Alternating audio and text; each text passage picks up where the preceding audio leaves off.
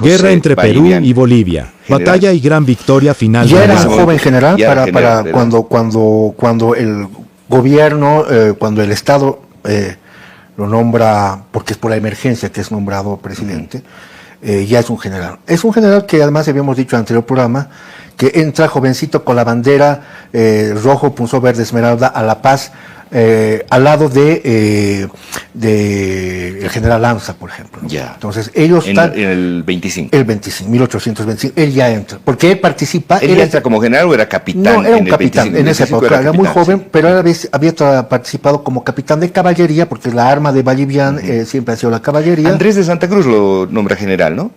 No, sí, pero es el gobierno, pero bueno, sí, el periodo gobierno, ¿no? Porque hay una lectura y todo un nombramiento. Bien. Además, eran héroes, había un grupo que los llamaban los Ayacuchos, no todos los que habían estado en Ayacucho.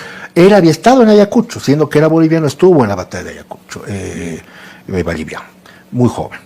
En todo caso, es este joven Vallivian el que va a ser nombrado para este momento de desafío grande, porque en ese momento hay que establecer que habían 3 virtuales presidentes en Bolivia.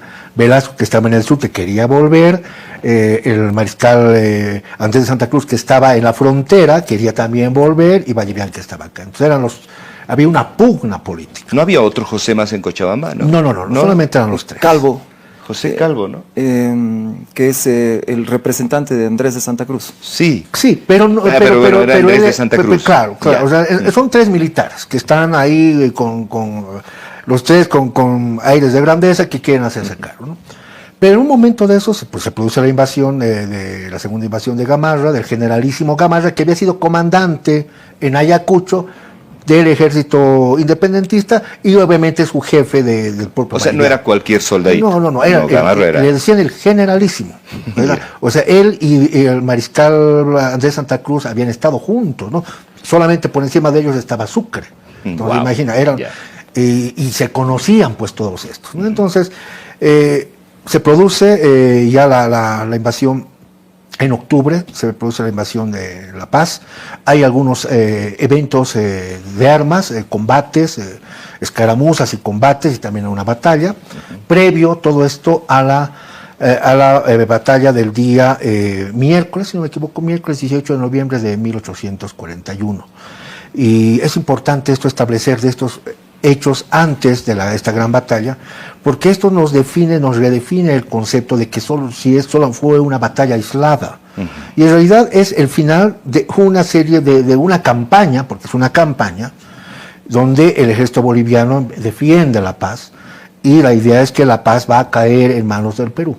Inclusive hay relatos muy interesantes que hablan de paseños que miraban con buenos ojos e inclusive izaban banderas peruanas en las calles. ¿De verdad? Porque había una línea de gente que sí quería ser parte del Perú, el Perú clásico, el Perú de la costa, aunque no había mucho conocimiento de ello. Entonces, igual, tema político por un lado, ¿no?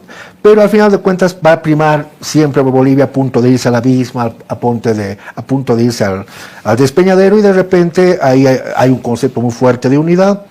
Incluso el general Velasco renuncia definitivamente a su ambición de volver a ser nuevamente presidente, le manda a las tropas con armamento de primer nivel, los famosos fusiles hannoverianos, que vamos a hablar más adelante, le manda todo eso a su archienemigo político, el joven general José de Vallivian, y él se va a ir definitivamente y se va a olvidar definitivamente de la política, porque este es el final de sus aspiraciones. El general Andrés Santa Cruz va a hacer también lo mismo, y a la larga Vallivian va a ser el hombre que va a suscitar, va a representar esa idea de la unidad.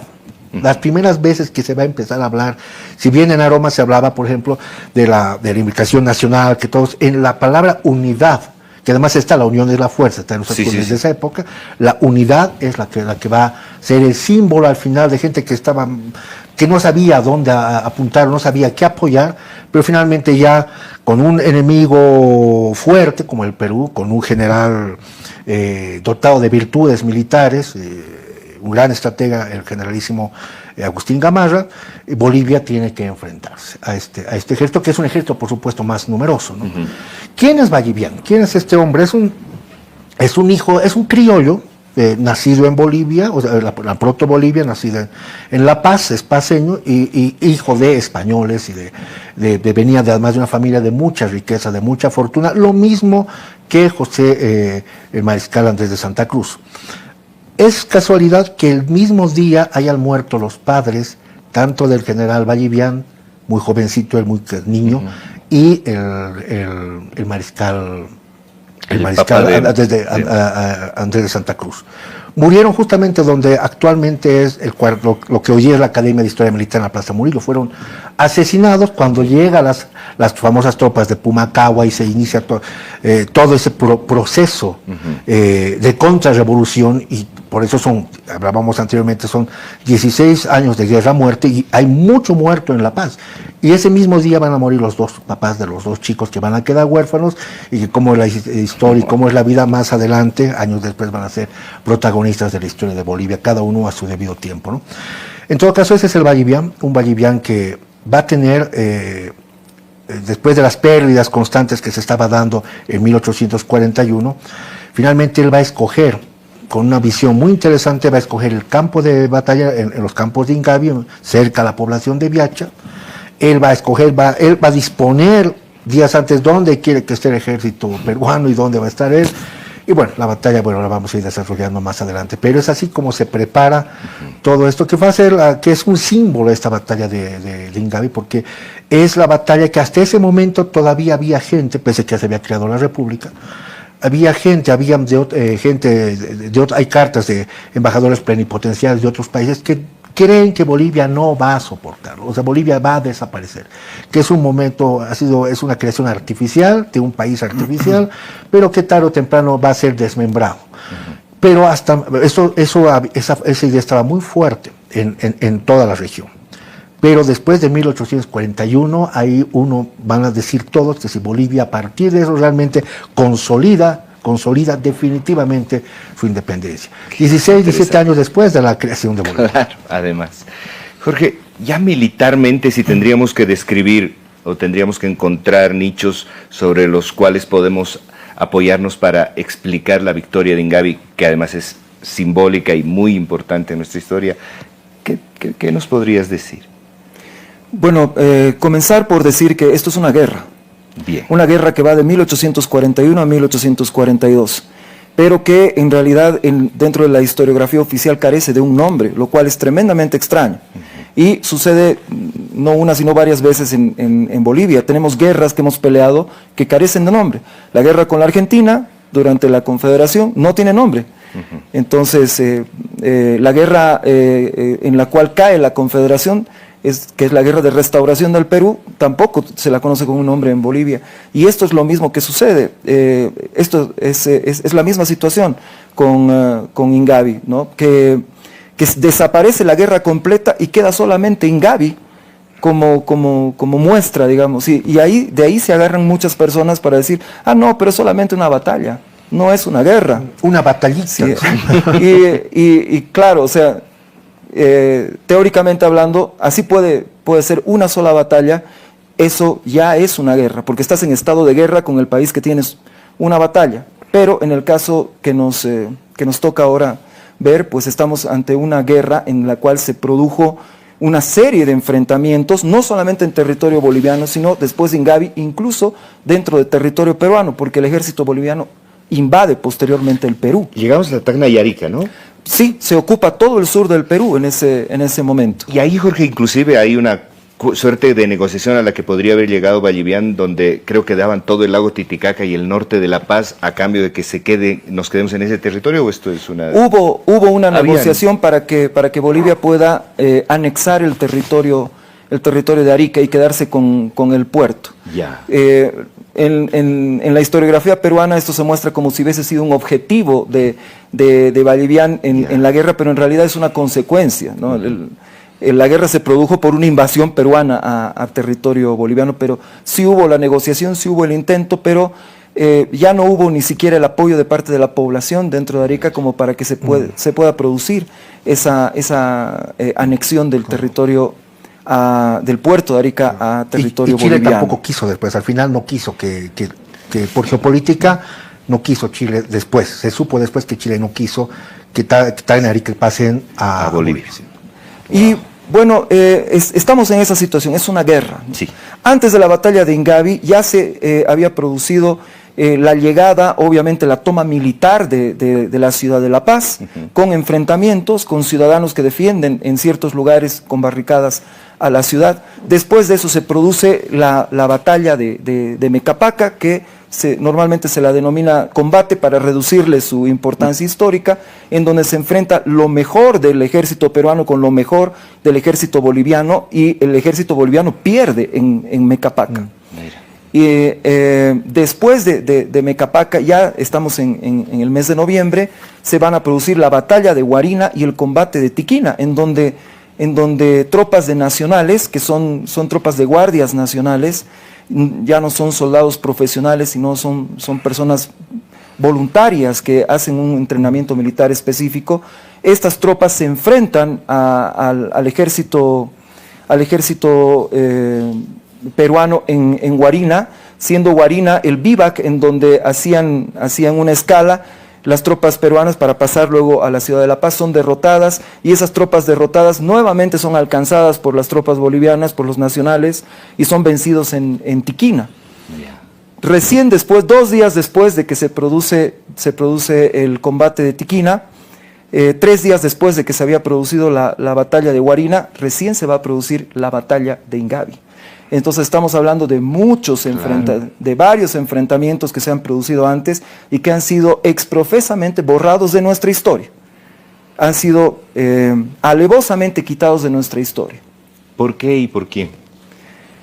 Lo que pasa es que la hipótesis que yo tengo es que en el momento en el que una nueva élite gobernante llega al poder, lo que hace es borrar lo que ha hecho la anterior.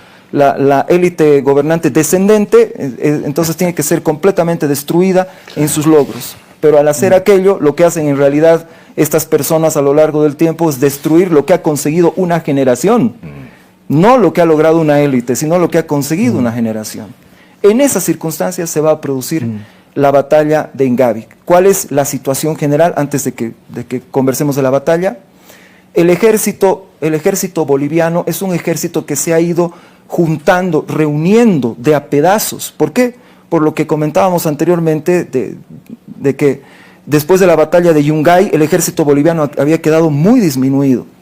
Y ese ejército se había dividido en 3 partes, una parte para sostener los derechos de José Miguel de Velasco, presidente constitucional de Bolivia, los derechos de José Vallivian, que estaba pugnando por la presidencia, y también la aspiración de Calvo en Cochabamba, que era la de hacer que retorne Andrés de Santa Cruz a territorio boliviano. Va a ser la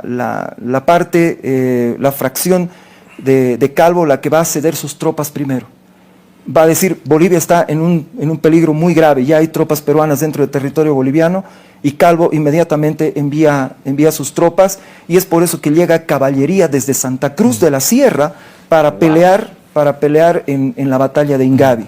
Llegan varias unidades, coraceros, cazadores de caballería desde Santa Cruz, y van a llegar desde Mojos también, lo que actualmente es el Beni. Van a llegar tropas desde esa parte, precisamente porque Calvo tiene la visión de que Bolivia está a punto de perecer. Posteriormente, José Miguel de Velasco, que está en el sur, está volviendo de la Argentina del exilio, que ha conformado una división de caballería que puede tener entre 1000 y 1200 hombres, principalmente de caballería. Está avanzando hacia el norte para recuperar la presidencia que legalmente le pertenece en ese momento, pero se entera de la invasión, sabe que Vallivian ya está resistiendo a las tropas peruanas y dice, no vamos a seguir con esto. Y le envía una carta, manda a sus tropas enteramente, y él ni siquiera se va a quedar en territorio boliviano para evitar cualquier tipo de división. Dice, yo me voy a la Argentina, y se va a autoexiliar en la Argentina mientras dure el conflicto, y le va a ceder sus tropas, y ahí está la caballería tarijeña, la caballería chicheña. La caballería va a ser la gran protagonista durante la batalla de Ingavi, y eso se va a dar precisamente porque se da la cesión de las tropas tanto de Calvo como las de José Miguel de Velasco. Aún así, el ejército boliviano, para enfrentar la batalla de Ingavi, para enfrentar, tiene entre 3.000 y 3.500 hombres disponibles para poder enfrentar esa batalla. Del otro lado, el ejército peruano es prácticamente el doble de grande. De hecho, en una pirámide que se hizo después de la batalla se dice, ¿no?, que la batalla fue 2 contra 1 ese día. Wow. Ese día. Pero bueno, ya conversaremos acerca de, Sí. de la batalla, pero es en esas circunstancias en que se aproximan los dos ejércitos, ya lo ha dicho Pablo. Vallivian escoge perfectamente el terreno en el que se va a librar la batalla, e inclusive se produce un prodigio en el cielo que está a punto de hacer que la batalla no suceda. Al sol se le genera un aro. Un arco iris alrededor. Exacto. Ya. Y eso era una terrible mala señal en aquella época. Hasta el día de hoy es algo malo. ¿Por qué? Porque anticipa una época de sequía. Entonces es algo a lo que se le tiene miedo normalmente, especialmente nuestros ancestros. Y ahí es cuando Vallivian ve a su tropa desmoralizada y les tiene que decir algo, porque si no van a entrar en la batalla con miedo. Ajá. Y les dice: el cielo ha desplegado nuestra bandera. A vencer. Sí. ¡Wow! Tengo que cerrar acá este bloque. Nos vamos a ir a un corte. Me quiero quedar con esa última frase de José Vallivian que arenga a sus tropas.